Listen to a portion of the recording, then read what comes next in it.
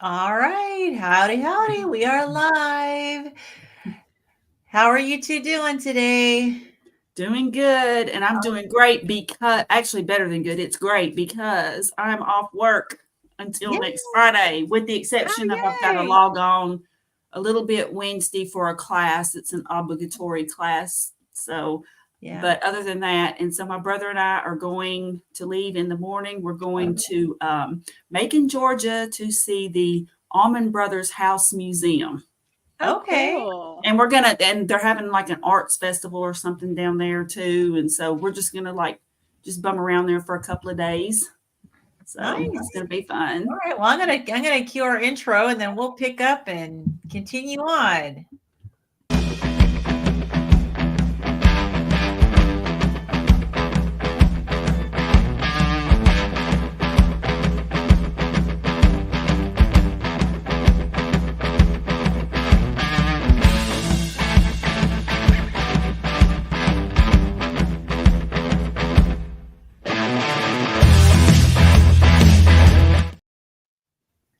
All right. That'll get you pumped up. Yeah. Yeah, absolutely. Okay, cool. And Kim is in her car again. As long as your son's got his class, you're going to Yeah. be in your car, which is awesome. And look at that. You got your microphone there. You're all set up, looking great. Yeah. Awesome. Okay, so anybody who's new here, just wanted to give a quick brief and show you what we're doing. We are going through this textbook. It is called Ketogenic, the Science of Therapeutic Carbohydrate Restriction in Human Health. And unlike a book club where we read in advance and then discuss the material, we are reading and discussing as we go. And it is truly a little study club. So fortunately, we don't have tests. Thank goodness. Lucky for you. Yes, Oh, I'm yes. not even streaming to my audience. Oops. Oh, you want to fix that? You got to fix that. Yeah. Okay. While you're doing that, I will, and I think let me just look and see if we've got charts coming up. We do. So I'm going to pull up some slides here that we can use. Okay. I'm streaming now, guys. Sorry All about that. right. Awesome. Okay. All right. So I'll try to get over to the slide that we're going to be coming up upon soon. I think I got it. Okay. So we are still in chapter 1. And we're slowly making our way through. We've only got a couple more pages, you guys. We may be able to do it today, potentially. Potentially. But so we're in the section where we're going over the USDA dietary goals for Americans. We've gone over the first 3 goals. So we are today starting on goal number 4. And there's a total of 6. So I think we may be able to get through and finish chapter 1 today. Yeah, we can definitely do this. I am highly optimistic. So, all right. So let's see. Kim, you want to start reading? Sure. Okay. Goal number 4. 1.3.9.4. Goal 4. Reduce cholesterol consumption to about 300 milligrams a day. The problem. Already by 1950, Ansel Keys had established that an increased intake of dietary cholesterol does not increase blood cholesterol concentrations. Isn't it funny that we still think that today? Anyway. Yeah. The result, since cholesterol is present only in animal produce, this advice further increased bias against consumption of animal products for those wishing to reduce their coronary heart disease risk. This advice was already dated in 1950. In that year, Keys published a study showing that the amount of cholesterol in the diet did not influence blood cholesterol concentrations. 2 subsequent publications from the same group over the next 15 years confirmed this conclusion. Since cholesterol is present only in animal produce, and our interpretation advanced by Harcombe could be that if the consumption of animal foods containing cholesterol does not raise the blood cholesterol concentrations, then according to Key's twin hypotheses, eating animal produce cannot cause coronary heart disease. This point is seldom appreciated. Yeah, like whenever is that brought up especially by the doctors? Yeah. Like, one effective goal was to target eggs as dangerous since they contain substantial amounts of cholesterol, about 200 milligrams per egg, or 67% of the daily allowed cholesterol intake. Numerous studies have since shown that eggs are one of the most nutrient-dense foods on the planet.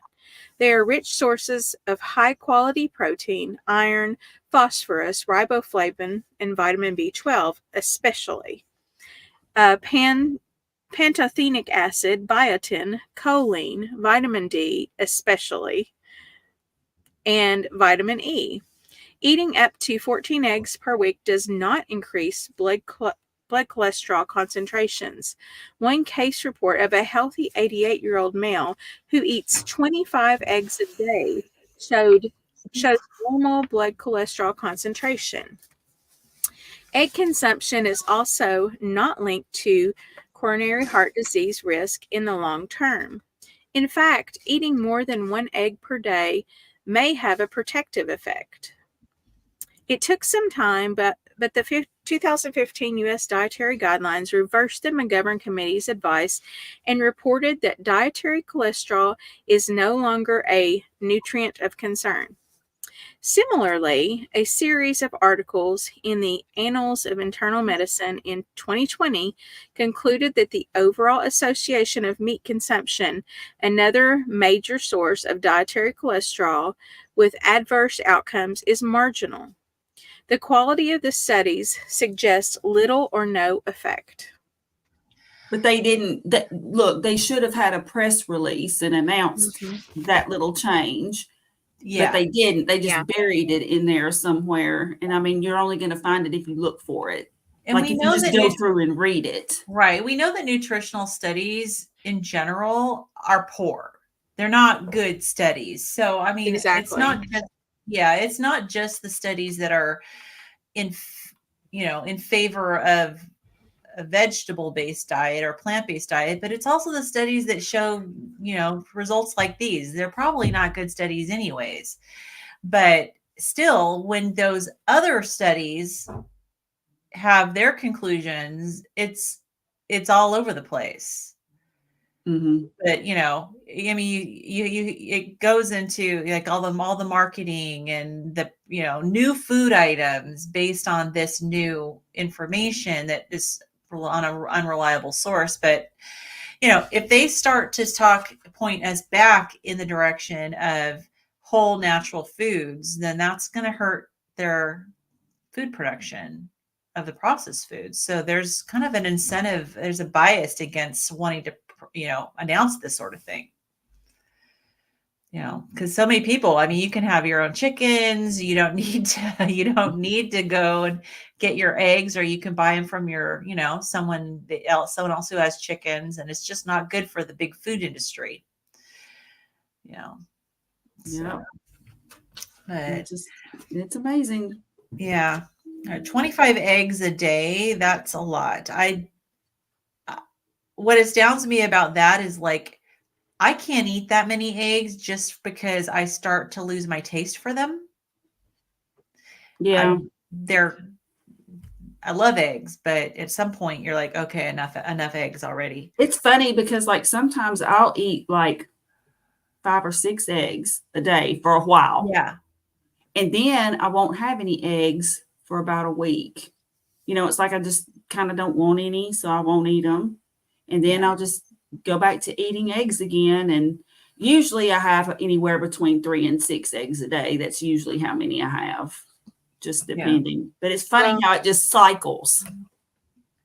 Yeah. I'm not huge on eggs, but if I eat eggs, I have a firm 3 egg limit. Any more than that, and I almost get just like nauseated. How do you eat yours? Like I eat mine sunny side up. And so I just I have a bowl that I put them in, and then I just kind of mix it all up, so it's got the Yeah, I definitely don't eat yolk. them that way. I would get nauseated. I My way I usually eat them is scrambled, but unless I take them to work, sometimes if I take them to work, I'll take hard boiled, and I don't really enjoy the egg without anything on it that much. So sometimes I'll just sit there and make deviled eggs out of it at my charge desk. I'll be chopping up. I'll put a little pickle in it, and I'll put some mustard in it, and a little bit of mayo, and so it's good. I like all kinds of eggs, but I'm also a pretty lazy cook, and so I tend to do scrambled. Yeah, But scrambled's easy. yeah, scramble is easy, but I use a lot of butter, and so it really tastes good. It's just butter and salt. But I know a lot of people will add milk to their scrambled eggs, but I just add water, and it fluffs it up. It just fluffs it up and makes them really fluffy, and they're good. People have always told me that adding milk or water fluffed it up, so I'd always done that, right? But now that I don't do that, like, I don't notice a difference really. I mean, I don't know. Maybe I'm just not that cultured of a chef. I don't. But I used not. I used to always add milk, though. Super obvious. Yeah, I don't think it's super obvious, super obvious. It's kind of a little more subtle, but I do notice a little bit of a difference. It's a little fluffier, but of course you gotta beat them too, Yeah, maybe that's what I'm not doing, because I'll just add it right in the in the pan, or I used to. Yeah, no, I think you need to add them, and like I make mine in a little measure, like a little Pyrex measuring cup, and I beat them in there, and I add the water, and I beat them up real good, and I add my salt, and while my butter's melting in the pan, and but I use a lot of butter. so that's good. All right. Okay. Well, let's see. So the next section, I can do the next section is goal 5. And that is reduce sugar consumption by about 40% to account for about 15% of total energy. So the problem is, first, sugar is one of the most addictive products known to humans.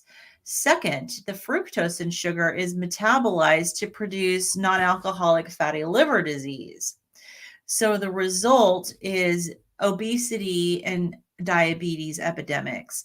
So thus goal 5 is nonsensical in 2 reasons. So first, sugar is one of the most addictive, socially acceptable drugs available. And like all addictive products, most people cannot eat it in moderation. Second, the fructose in sugar is metabolized differently from glucose and is specifically converted to triglyceride or fat in the liver. This produces non-alcoholic fatty liver disease and all the complications, including atherogenic dyslipidemia and increased whole body insulin resistance. So since fructose produces a different hormonal response from that of glucose, one hypothesis is that it stimulates food intake, increasing the probability of calorie overassumption and weight gain. Thus, overconsumption of fructose, especially in sugar or high fructose corn syrup sweetened beverages, may be the key driver of the global obesity pandemic. This is not a novel concept. So chapter 1.2 introduced the work of Cleve and Campbell in reviewing what they described as the saccharine diseases. So Cleve in particular promoted the idea that sugar and refined carbohydrates are the real drivers of type 2 diabetes, and that in turn, type 2 diabetes is the root cause of coronary heart disease. This would be in line with Albrecht's and Kuo's foundational studies linking carbohydrate-induced hypertriglyceridemia with increased coronary heart disease. Thus, Cleve wrote, for an unnaturally high blood sugar constantly impinging on the endothelial lining of the arteries over many years might cause degenerative changes in this endothelium, and by diffusion in the arterial wall too, especially at the sites of greatest strain. This degeneration could then initiate the thrombosis, which is a blood clot. Of one thing, the author is very confident the key to causation of coronary thrombosis lies in the causation of diabetes and also obesity. I actually learned that in nursing school. Do you remember, Kim, whether or not you learned that in nursing school? I think so. It's sounding vaguely familiar. It was, I remember it being explained in a different way. Hey, Mike, good to see you here. Listen while you work. Awesome. It was explained different to me though, because I seem to recall it was explained like sugar. That didn't say that it caused inflammation of the arteries, but it said that it did damage. And it was more like described like it was the sugar crystals causing microabrasions on the arterial wall. And then that was what caused the inflammation kind of, and it wasn't, yeah. So I don't know, maybe that's what they're talking about here. Is the damage to the endothelial wall, these little tiny, just from the exposure to the sugar, causing these, little injuries, like micro injuries that cause an inflammatory reaction that then leads to all the problems, Yeah. So interesting. Okay. So, that cleave as in the person is most likely correct is confirmed by the recent finding in the Women's Health Study. The Women's Health Study was initially designed as a clinical trial to evaluate the effects of vitamin E or low-dose aspirin on the risk of developing coronary heart disease or cancer in initially healthy women free from cardiovascular disease and cancer at baseline. Those studies found no overall benefit from either intervention, but a subsequent 21.4-year-long prospective follow-up cohort study of 84,024 of these women evaluated the predictive value of more than 50 clinical lipid, inflammatory, and metabolic risk factors and biomarkers for the subsequent development of coronary heart disease. So figure 115 shows the key findings of the study. So I've got that right here. Okay, so it looks like the top part in red is the risk factors, and the bottom part are the biochemical markers. Okay, I'll keep reading and you guys can look at that and make sure that we're understanding it. What's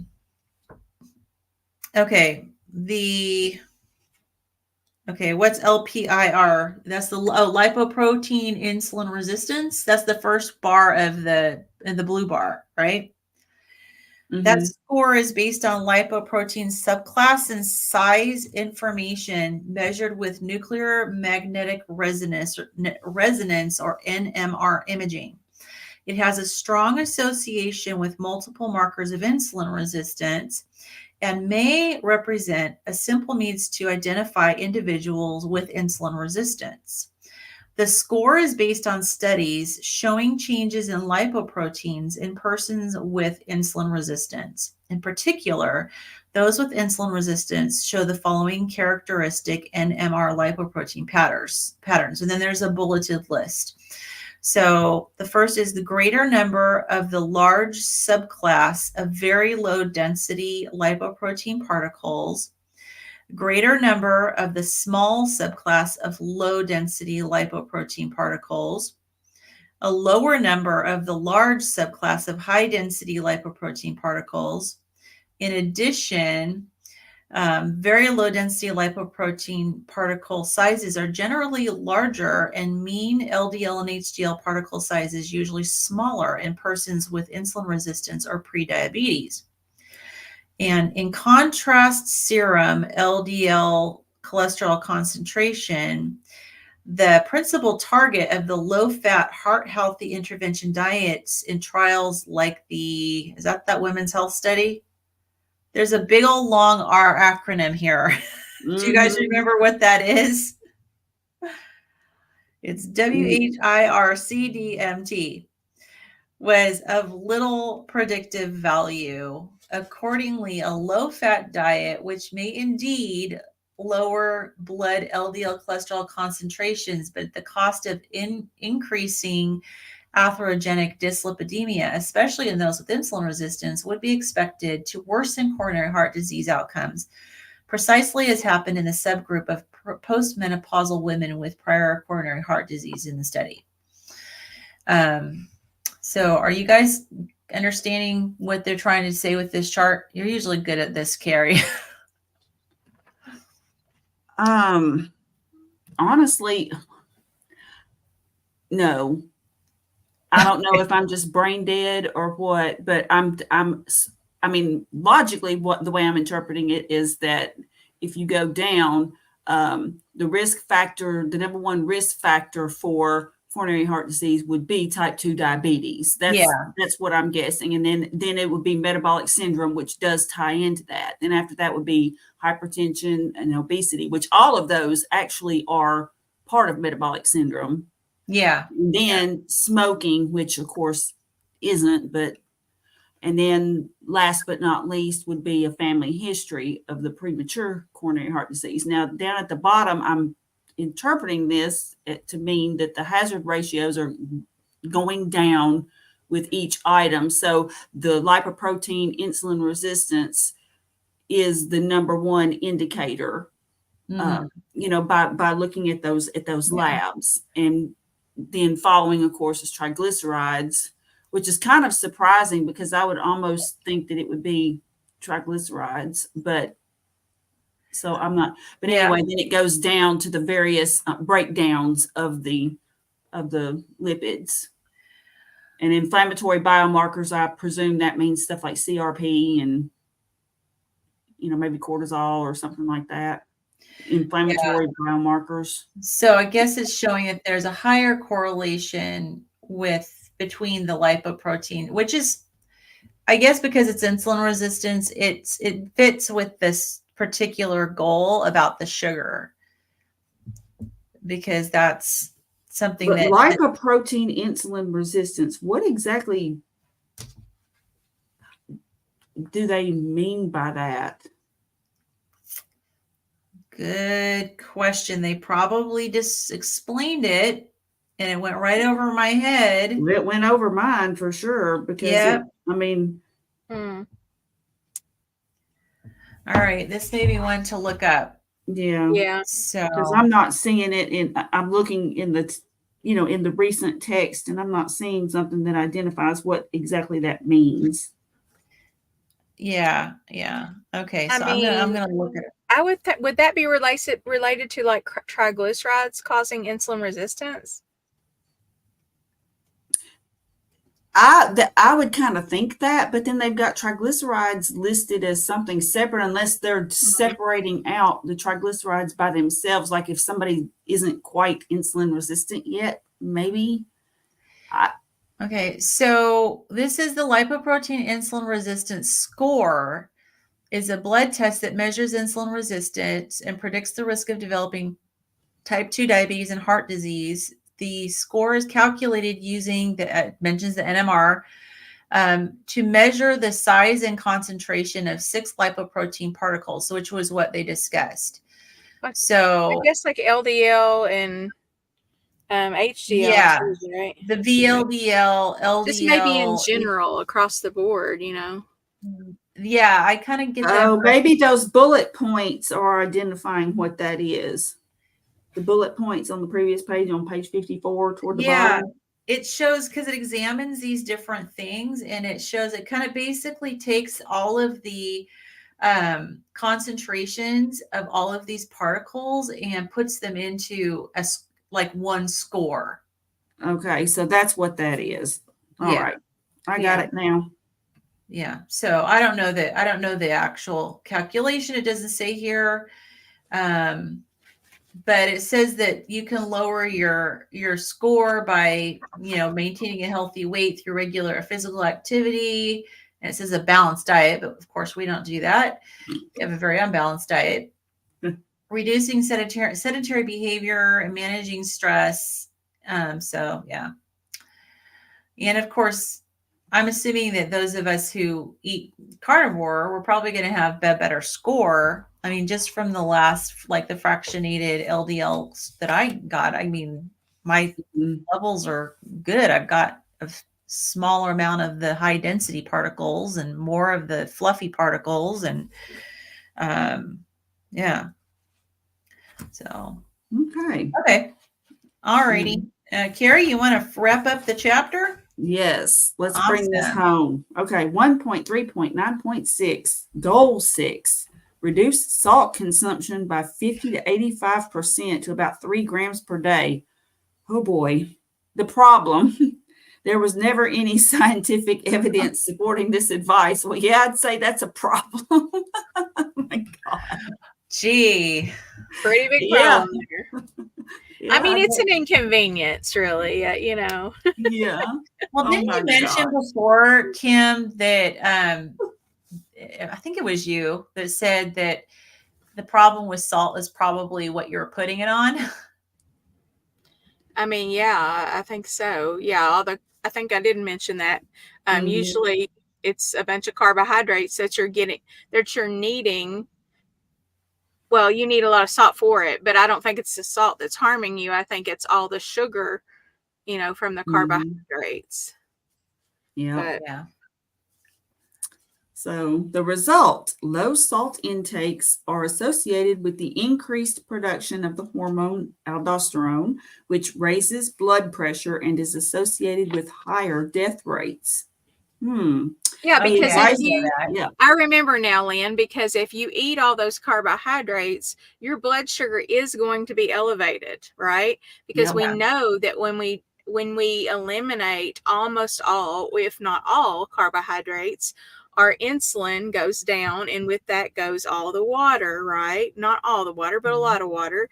And so that makes your blood pressure much lower naturally and without effort on your part, other than eating the good, tasty food, Yep.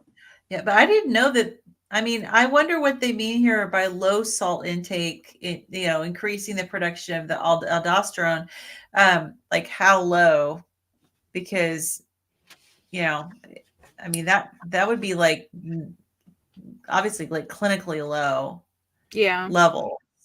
So, which I remember, like when I was working with the cirrhosis patients, and well, really with whoever was taking care of them, because once they got advanced, they were usually really unable to take care of themselves. But I can't tell you how many times the doctor would put them on, tell them not to have this added sodium, and they would misinterpret that as no sodium. Yeah. And not realize the heart patients do that a lot too.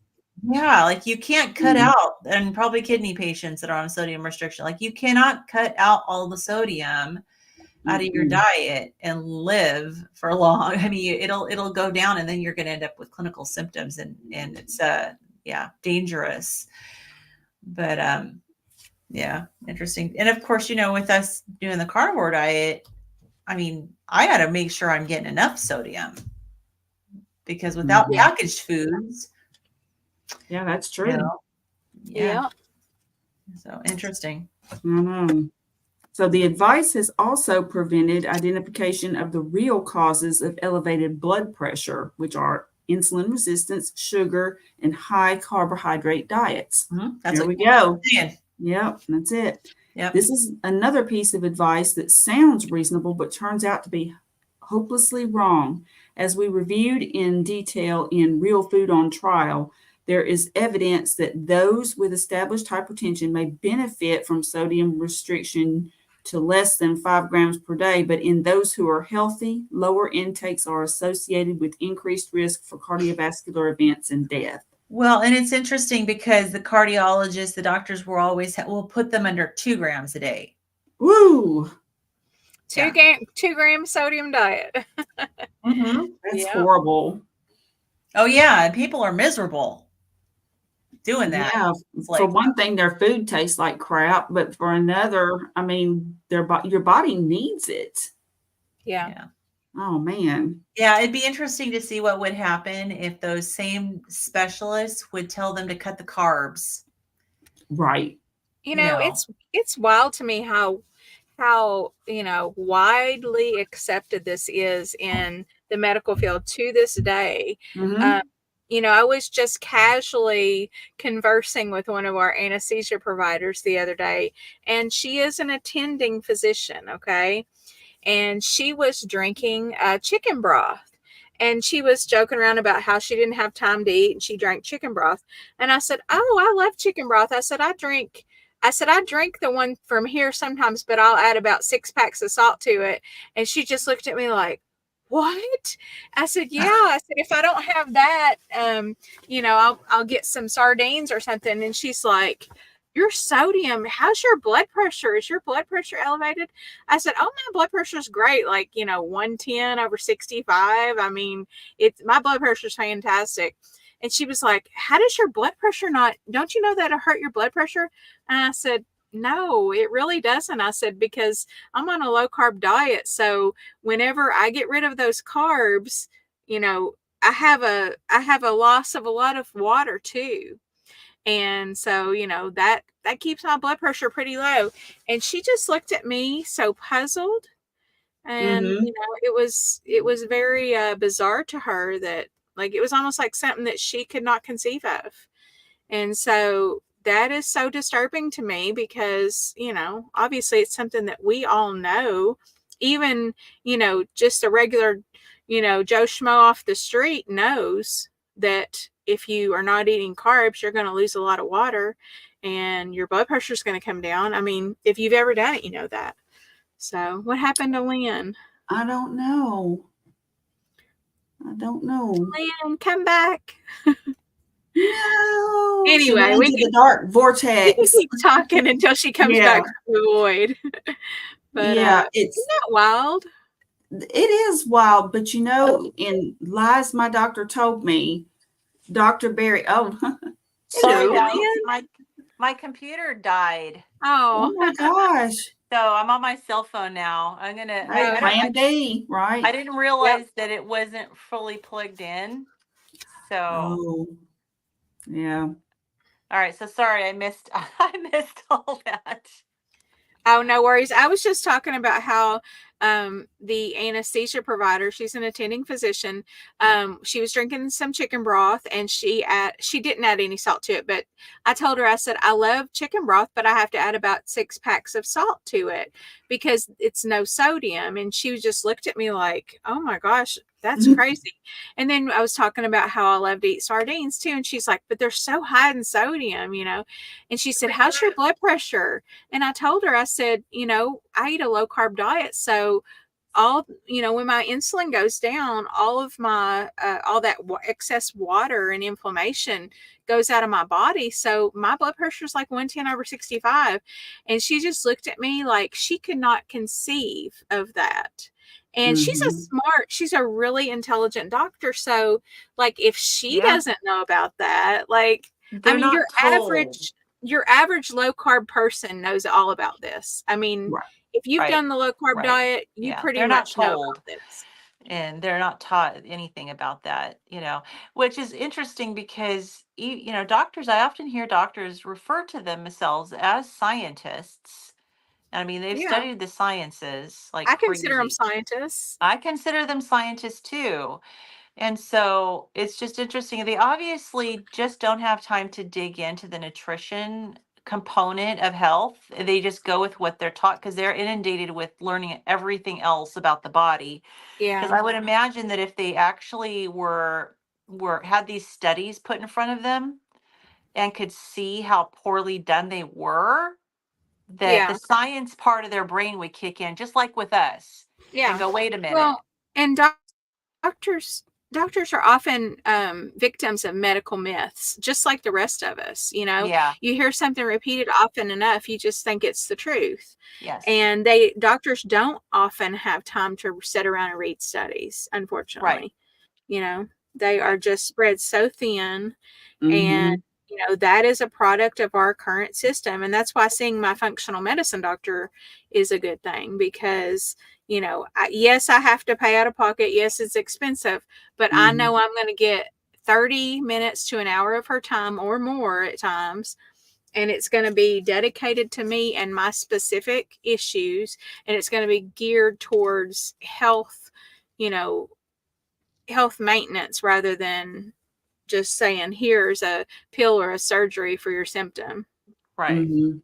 Right. Exactly. So Yeah. interesting. So the focus on salt has shifted attention from the wrong white crystal. I love their sense of humor. This is great. I'll read that again. The focus on salt has shifted attention from the wrong white crystal, sugar, in causing high blood pressure. Anyone with hypertension should avoid sugar, not salt, because insulin resistance is the major driver of most cases of high blood pressure. Interesting. Yeah. So, and those of us who are eating this way, we have shown, I mean, we're showing that you can eat plenty of salt and be fine. Yeah. All right. I'm going to try to get back in on my computer. So if I can, I will exit out. So I may be in here twice for a moment if it'll let me. Okay. And my thought has always been, just to talk about something while you're doing that, if you have high blood pressure, should you watch your salt? If you have high blood pressure and you're eating just a standard American crap diet, you might ought to watch your salt, because maybe, that's just the mechanics of it. I believe it can increase your blood pressure more if that's your situation. But, and also if you have like kidney problems and stuff like that, I'm sure there are definitely instances in which, as we were taught, you should watch your salt intake. That doesn't mean no salt. Right. But, Right. if we're talking about somebody on a low carb diet, even if they have those conditions, chances are, like, of course, they need to closely monitor, and they need to, consult with their doctor about their blood pressure, not necessarily about their diet. That's none of their doctor's business. Right. Fortunately. But yeah, they need to keep tabs on it and make sure that it doesn't drop too low when you go on that low carb diet. If you're on any medications, it could very well. Yeah, absolutely. And all the sodium that we're getting through packaged foods, when you're switching to a low carb or no carb diet, you got to make up for it. Yeah. So you got to add the sodium back.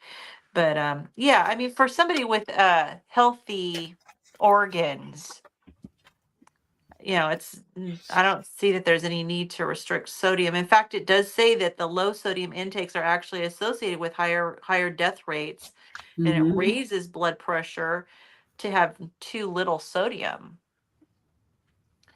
So it's the complete opposite effect.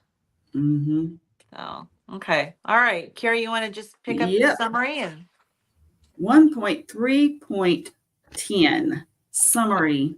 It is clear that the 1977 dietary guidelines were written by an unqualified group with the transparent goal of extending Senator George McGovern's ailing political career. Well, tell us how you really feel. It's awesome. I love it. I love it. This is the best textbook I've ever read.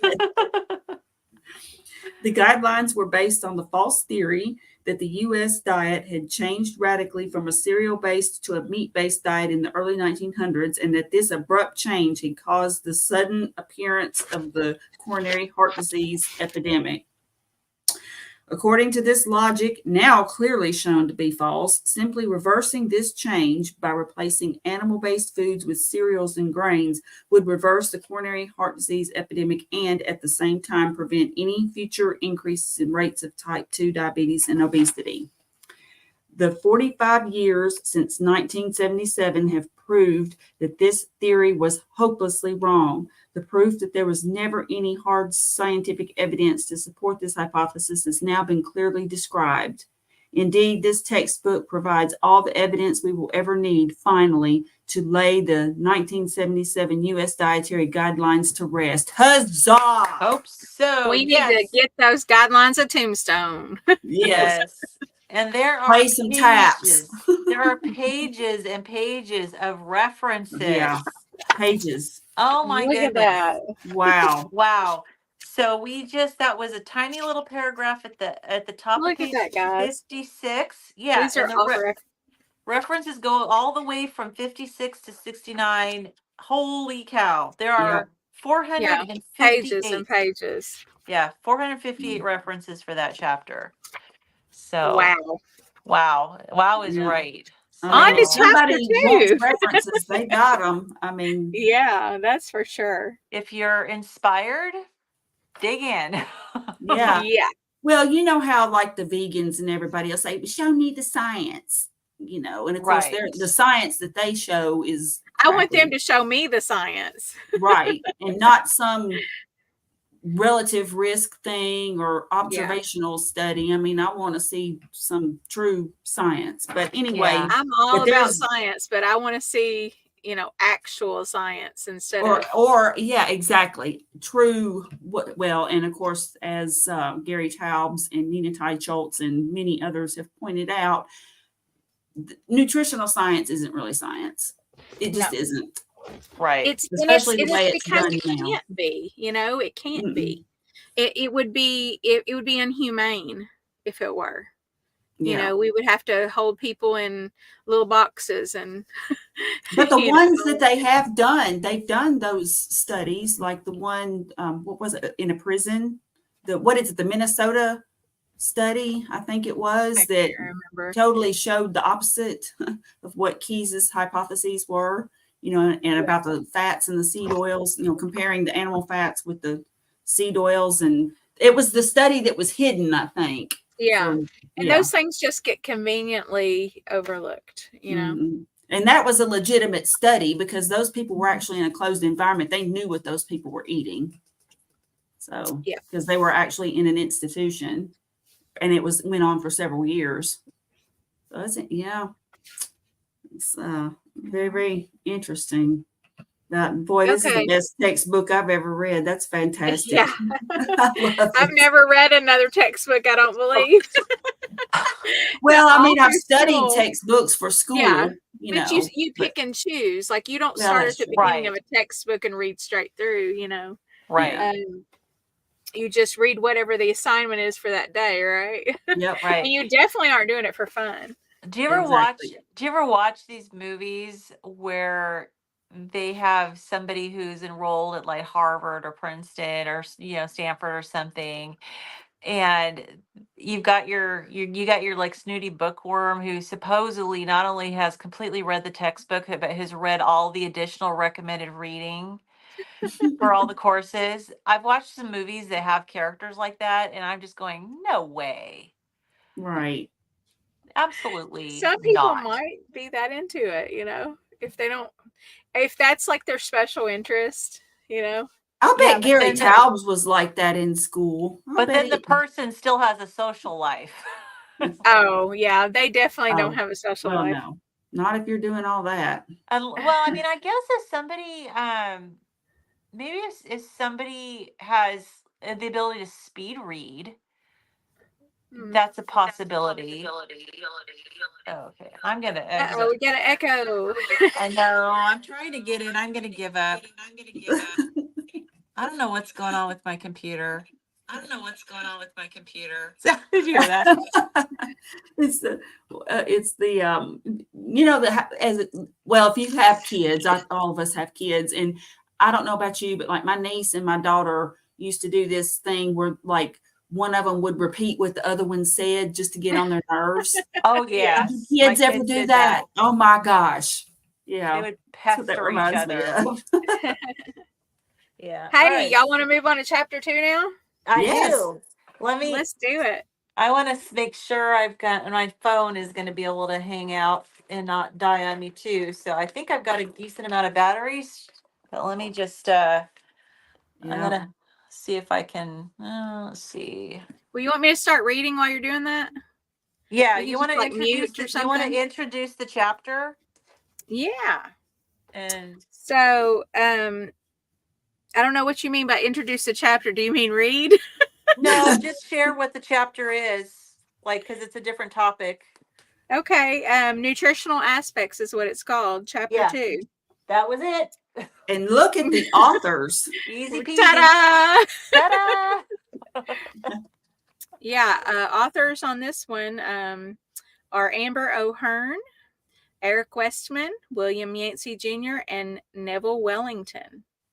Okay, do we know any of? I mean, I've heard Amber the O'Hearn and names. Eric Westman. Dr. Westman is the one he's one of the first earliest adopters, or in the mainstream, that like he's been doing low carb diets in his practice for like 20 years, and he actually had worked and studied under, or he learned from Atkins, like through his university and stuff. Dr. Eric Westman, he's a big deal. Yeah. We love And I love him. I love him too. I would like to meet him. He's another one that I would definitely fangirl over. Yeah, excellent. All right, let's go. Okay. So, is it my turn? Yep. Okay. 2.1 Introduction. I've got to get my glasses back on. With evidence pointing to the efficacy of therapeutic carbohydrate restriction, official protocol for implementation into clinical practice are required. During the metabolic transition from high carbohydrate to a therapeutic carbohydrate restriction, it's going to be referred to as TCR, so you guys know, diet, clinical considerations and patient guidance are required. Aside from the formulation and prescription of TCR, clinicians must be familiar with the precautions, assessment, and monitoring of the clinical outcomes associated with this intervention. Nutritional ketosis is a physiological ketosis of the fed state with specific biochemical and nutritional aspects that must be taken into account in TCR. Understanding this metabolic state, as well as the biochemistry and physiology of ketone metabolism, is critical. When prescribing TCR, the clinician must also understand the context of nutrient requirements, as well as the differences between animal and plant nutrition. This chapter discusses the most important nutritional aspects to consider and comprehend when prescribing TCR. Okay, cool. You want me to go ahead and continue since that was so short? Yeah. Okay. All right. So 2.2, Therapeutic Carbohydrate Restricted Dietary Intervention. 2.2.1, Formulating a Therapeutic Carbohydrate Restricted Diet. 2.2.1.1, Definition of low carbohydrate, high-fat diets, and therapeutic carbohydrate restriction. Dietary patterns have been described in many ways: by historical description, hunter-gatherer and paleo; by geographical use, Mediterranean; by diet book or company name or author, such as South Beach, Weight Watchers, and Atkins; by prominent type of food source, such as vegetarian; by what nutrient is limited, such as gluten-free, low glycemic, low FODMAP; by the disease it is treating, dietary approach to stop hypertension or the DASH diet; or by the level of macronutrient composition, ultra low fat, low carbohydrate. Most diet research studies will include the distribution of 3 macronutrients, with an assumption that the essential vitamins and minerals are provided. The 3 macronutrients, carbohydrates, protein, and fat, are typically given as a percentage of the total daily energy caloric intake. Over the last 15 years, multiple independent groups have examined low carbohydrate diets in human clinical trials and given them the name of therapeutic carbohydrate restricted or carbohydrate restricted diets, TCR. TCR diets are classified into several groups based on the amount of carbohydrate consumed per day, which is typically expressed in grams of carbohydrate per day rather than percentages of caloric intake, owing to the fact that this is how the dietary pattern is taught. A low carbohydrate diet is defined as having below 130 grams of carbohydrates per day. If the dietary carbohydrate is sufficiently low to cause an increase in blood or urine ketone bodies, typically less than 50 grams of total dietary carbohydrate per day, then the diet is called a very low carbohydrate or ketogenic diet. In the medical setting, some ketogenic programs begin at 20 grams of total carbohydrates per day, while some programs begin at 30 grams of total carbohydrates per day. TCR diets fall in the macronutrient ranges of 5% to 30% carbohydrate, 20% to 40% protein, and 30% to 70% fat of daily energy intake. TCR ketogenic diets typically fall in the macronutrient ranges of 0 to 10% carbohydrate, 20 to 35% protein, 55 to 80% fat, with daily caloric intake range from 1,200 to 2,000 calories. So it's kind of cool to get a definition here. Because there's a lot of discussion. Yeah, there's a lot of discussion about technically what is a ketogenic diet, technically, what is a carnivore diet, and so it's kind of cool to get a definition here. Yeah, it is. The term LCHF stands for low carbohydrate, high fat, and is a popular way to describe TCR or carbohydrate restricted diets, which is the term used in research papers. TCR is taught by giving a maximum limit of daily carbohydrate grams without explicitly limiting energy intake or calories. The TCR limit in carbohydrates leads to a reduction in hunger, and as a result, individuals consume approximately 500 to 1,000 fewer calories than before diet initiation without having to explicitly limit energy calories. The ketogenic threshold is the level of daily carbohydrate intake at which there is an increase in measurable ketone production in the blood, urine, and/or breath. This ketogenic threshold is variable, but the percentage of individuals with an elevation in ketones increases as the amount of carbohydrates in the diet decreases. When the daily carbohydrate intake is below 20 grams per day, nearly everyone will have an elevation in ketone concentrations. This increase in measurable ketones is called nutritional ketosis. So there is TCR with nutritional ketosis and TCR without nutritional ketosis. When reading nutritional research studies, TCR with nutritional ketosis is most similar to a LCHF ketogenic diet. TCR without nutritional ketosis is comparable to a low carbohydrate, low glycemic, or Mediterranean dietary pattern. While most research studies of carbohydrate restricted diets have used total carbohydrate in grams in their teaching, TCR is commonly taught using net glycemic carbohydrate in grams as the method of counting carbohydrates. Yeah, when you guys were on, Kim, you were on a ketogenic. Were you guys both on ketogenic diets before?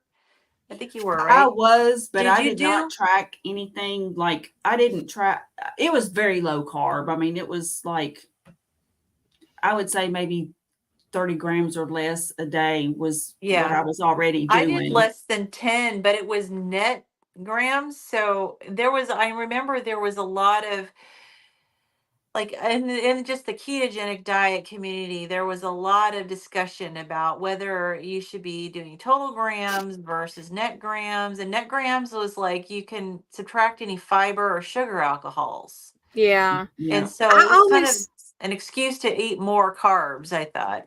Yeah. I always followed Dr. Berry's approach, and he would always say total, not net, because net can really get you in trouble. And if you're doing total, then you actually know what you're actually getting, and it's usually whole foods and things like that. I didn't even rather know than about trying Dr. to do all the Berry. keto treats and keto, Yes. just fun things that get you into trouble that aren't really keto, but say keto on the label. Yeah, that's exactly what happened to me. I didn't know about any of these doctors back then. And I followed this woman who was from, I don't know, North Carolina or something, named Christy, and she was pretty dirty keto I as know far as, Christy. oh, I Christy? love Christy. I love Christy, but I didn't follow it the same way she did, and she works a lot of stuff into that keto diet. She And does. she's actually type 1 diabetic now. Oh I don't know no. if it's the same Christy I'm talking about. She wrote cookbooks. Is that, Okay, wait. I need to not speak. Ooh, I need to not speak because it may be a different Christy. yeah, possibly. I know that when I was following her, she was doing a lot of cooking from her kitchen. Okay, I think I And know who you're talking about. That's a different Christy. My bad. yeah, and she did lose a lot of weight. And then after had already started following her was when she published her first cookbook. I think she's got like 3 or 4 ketogenic cookbooks out there Yeah, now. I like her a lot too, but yeah, I can't work all that extra stuff in there. No, I can't either. And yeah, and some of the stuff that she cooked that was considered low carb, just I mean, I didn't know then that I needed to worry about the histamines, and so it just didn't sit well. But I did do the net carb thing, and it was bad for me. I was doing a lot of those, what are they, the mug cakes or whatever that you can do Yeah, with low carb mug cakes. That was like I would make those almost every day, and I would get the bars and stuff, and yeah, making it's a stuff, good. the I feel like treats. it's a good entry point. You know what I'm Yeah. saying? Yeah. Like if you were just on the worst of the worst standard American diet, Yeah, sure, that would be better for you. That's where you should start. But yeah, Yeah. then once you know better, you do better. You know what I'm saying? yeah, And like as you go, you can work your way up to the ultimate boss, which is carnivore. right. Mhm. And I Yep. never got over my sugar addiction. I mean, I was Yeah. doing making all the sweet fat bombs, and yeah, it just continued to feed my sugar addiction when I did that. Yeah. So interesting. Okay. Okay. I'm trying to figure out where I was. Let's see here. Do y'all know where I was at? Let's see. I think you were on, let's see, you finished up on, it was paragraph 1, 2, 3, sentence. Let's see, you finished sentence 1.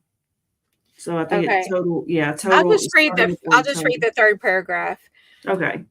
While most research studies of carbohydrate restricted diets have used total carbohydrate in grams in their teaching, TCR is commonly taught doing net carbohydrates in grams as the method of counting carbohydrates. Total carbohydrate refers to all nutrients on a nutrition facts label that are labeled as carbohydrate, including net or glycemic carbohydrate, as well as fiber and non-sugar sweeteners. Net glycemic carbohydrate is calculated by subtracting carbohydrates from a total carbohydrate that are in the form of fiber and non-sugar sweeteners. The rationale for subtracting out or not counting the fiber and non-sugar sweetener carbohydrates is that they have very little effect on the blood glucose concentrations compared to sugars and starches, net or glycemic carbohydrate. Counting net glycemic rather than total carbohydrate allows an individual to consume more carbohydrates. 20 grams of net carbohydrate may represent 40 grams of total carbohydrate because the fiber and non-sugar sweeteners have been subtracted. However, many sugar alcohols have 1 or 2 calories per gram compared with sugars, which have 4 calories per gram. There have been no studies comparing total carbohydrate to net carbohydrate for the treatment of obesity and diabetes. Total carbohydrate has been used in most research studies. A popular instructional TCR website uses net carbohydrate, advising only to subtract the fiber grams from the total carbohydrate in the net carbohydrate calculation. This website categorizes TCR or LCHF into strict LCHF, less than 20 grams net or glycemic carbohydrate daily, moderate LCHF, 20 to 50 net or glycemic carbohydrate daily, and liberal LCHF, 50 to 100 net or glycemic carbohydrate daily. These categories are similar in the categorization of TCR diets used in clinical research studies, but the use of net glycemic carbohydrate is different. Okay. So, all right. So we got some definitions. So that's helpful. Yeah. And they have a table, but I think this table is basically exactly what I read as far as It like how is. they're defining. Mhm. So we can probably skip over that. Yeah. Yeah. Absolutely. So, all right. Do we want to stop here or do we want to keep reading? What time is it? It We've is. been going for an hour. Yeah. I mean, we can stop or we can go for 15 more minutes. Evan gets out of class in 15 minutes. Okay, let Either me way. see.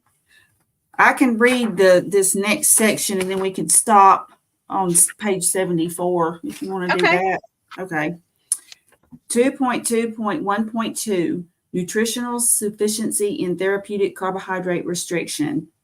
In formulating any nutritional approach, the first consideration is to ensure the provision of all of the known substances that the human body needs but cannot make on its own, known as essential nutrients. In other words, it is essential that these substances are in the nutritional intake because they are necessary for normal human physiology, and the body is unable to make them on its own. And that's demonstrated in table 2.1. And I don't have any slides of these from chapter 2 yet.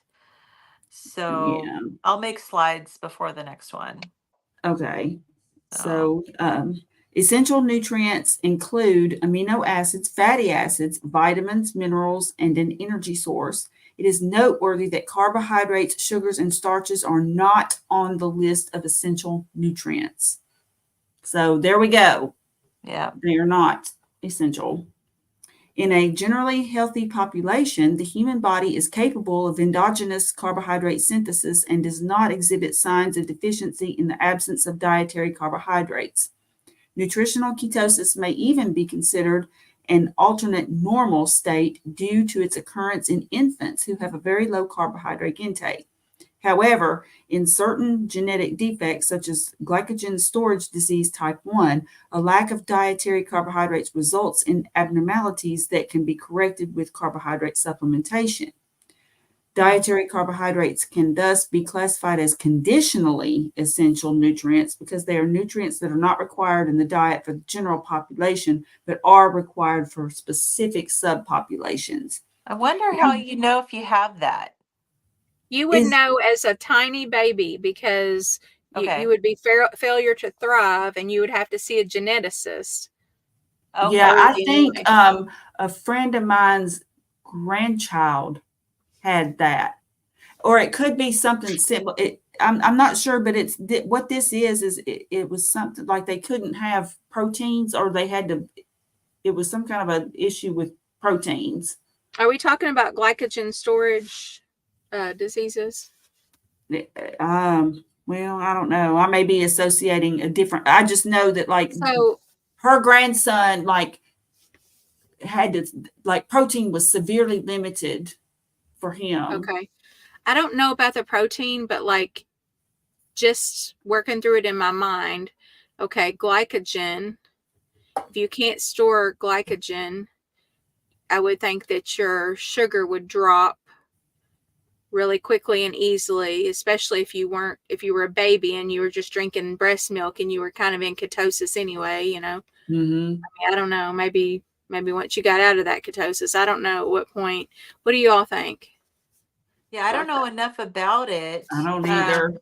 Yeah, but I mean, it may not even be the same thing. I just kind of related it to that, to what she had told me, because I didn't even know it's a rare thing, whatever he's got. Yeah, it seems like if there's an issue with glycogen storage, that that the failure to thrive thing makes sense, because And I would think that the infant would be hungry all the time because they're not really able to draw on any. They have no reserves, right?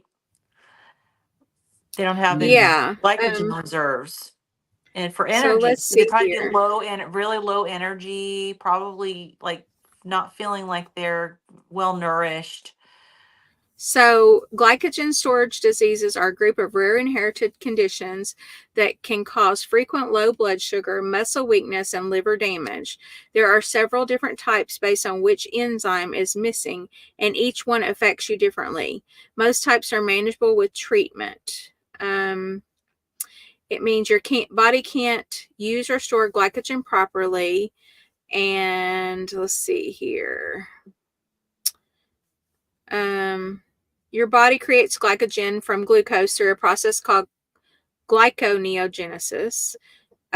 When your body needs extra fuel, it breaks down glycogen for use through a process called glycogenolysis.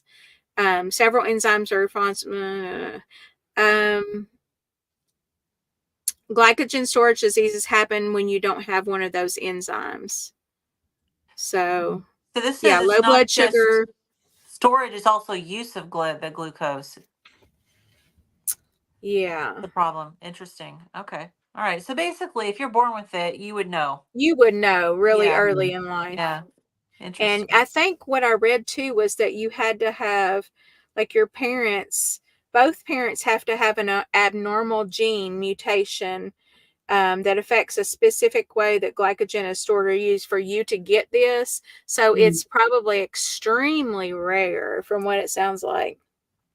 And this is per John Hopkins, just so you guys know where I'm getting it from. And then I got the other from Cleveland Clinic. So both reputable, good, Yeah. good sources. So okay.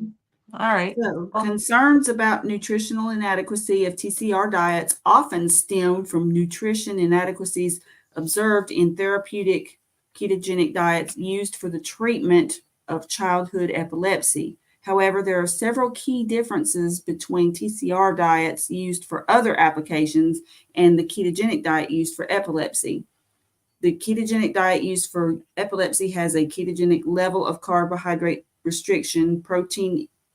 Wait a minute, what? Let me go back to that again. The ketogenic diet used for epilepsy has a ketogenic level, of carbohydrate restriction. Protein intake is limited, thus limiting nutrient-dense animal foods, which usually supply the majority of micronutrients in carbohydrate-restricted diets. And fat intake is usually very high to meet the energy requirements. The ratio of macronutrients is controlled at every meal. See Chapter 2.2, Meeting Micronutrient Requirements. When using TCR with or without ketosis for a non-epilepsy application, like obesity and diabetes, it is not critical to be in nutritional ketosis at all times. The carbohydrate intake does not have to be ketogenic, and animal food intake can be more plentiful, allowing for more liberal intake of a variety of nutrient-dense foods to meet nutrient requirements. Indeed, research shows that carbohydrate-restricted diets can meet micro and essential nutrient requirements for adults and adolescents. In fact, due to superior bioavailability of many nutrients in TCR diets, due to heavy reliance on minimally processed animal-based foods, TCR nutrition may even exceed requirements. It's also important. Yeah. It's also important to remember that nutritional guidelines reflect expert opinion and do not account for the possibility of different vitamin and mineral needs under varying caloric and metabolic conditions, calling the relevance of concerns about TCR meeting conventional dietary guidelines into question. Yeah, so and we always hear the thing about you're not going to get the vitamins that you need, especially vitamin C. That's a big one. Right. They always talk about. So there have been no reports of micronutrient deficiencies in clinical trials of TCR diets with or without nutritional ketosis, regardless of whether they follow expert recommendations. Although a low carbohydrate, high fat diet is nutritious, many experts advise taking a multivitamin to ensure adequate vitamin and mineral intake. Okay. Interesting. I know all the doctors that I hear in the carnivore community, I haven't heard them say, have you guys heard of them say to take a multivitamin? No. But I mean, I've heard Dr. Berry say, if you're worried about it and it makes you feel better to take a multivitamin, go ahead, Yeah. he'll say that kind of thing. And I can see Mhm. where it would ease some people's mind, and that's worth a lot, Yeah. Yeah. But as far as like vitamins in general, I mean, even just on the standard American diet, well, number one, you're not necessarily meeting those requirements either, because you're eating garbage food, 90% of the time. Right. But I mean, even then, the research on taking a multivitamin daily is not good. Mm-mm. It's not reassuring. So No. But there Yeah. are people who have like methylation mutations and methylation, and they may not even know it. I And so that, do. yeah. So, there may be there's people out there who do need to supplement, but it'd be really good to get tested and know what Yeah. specifically you can't, Well, you do on your own. and even though you have that gene, so it's called the MTHFR gene mutation. You know I what have I'm thinking. Everybody's thinking that. Literally, the scientist who named that mutation was thinking that. But yeah, Mhm. so I have a version of that, okay? And all of my levels of like folate and everything are completely normal. So, I think the main thing is you can't change the folic acid. Like if you were to take folic acid, it'd be useless to you because your body can't methylate it. But I'm thinking if I'm getting my folate from like eggs and stuff like that, in my mind, I'm thinking maybe that's why I'm not low, because I'm getting a proper form of it. But that's just a guess. I really just discovered this recently, and I just let these two ladies know this week actually that I have that. And Yeah. the main reason why I did was because I was kind of concerned about maybe if Lynn might have it because she has low folate. But I do not have low folate. So, I mean, I don't know. Is that my theory blown out of the water? Yeah. Who knows? Although I did have my folate levels checked previously and they weren't low. Oh, So, yeah. So hard to say. but yeah, definitely the folic acid. At That's the least wait a minute. man-made, Wait a minute. No, that's not true. Hang on. Sorry, I'm mixing up two of my labs. No, I have never had the folate levels checked before. It was the ferritin levels that I had checked before. Oh, I thought you said your folate was low. It is low. It is low. I was thinking I had the folate checked before. Oh, gotcha. I Okay. was confusing that with ferritin. I did have a previous ferritin test, but the folate, yeah, no. So I've only had one folate test my whole life. So I don't know. Maybe I Yeah. do have the variation, Well, the maybe genetic. you do, and maybe it was lower before. Who knows, Who knows? But Yeah, I would be hard to say. interested to see if you could plug. So, guys, how I did this is I took my 23andMe medical. Well, it's not just a medical data; it's my whole genetic sequence, basically. And I plugged that data. You can get the raw data from 23andMe, and you can plug it into a site called Genetic Genie. Genetic Genie is free to use, and well, it was when I used it anyway. And so you can plug it in there, and you can. Okay, hold on, my son's trying to get in. Let me see here. I gotta let him in. But anyway, it's free to use. Let me let him in. Sorry, guys. And I got to text my husband and let him know I I'm on a didn't plan for call. this very well, did I? But anyway, I'm still on live, Evan. But so Genetic Genie is free to use, and you plug your raw data in there, and then it will spit out this report that is amazing. Okay.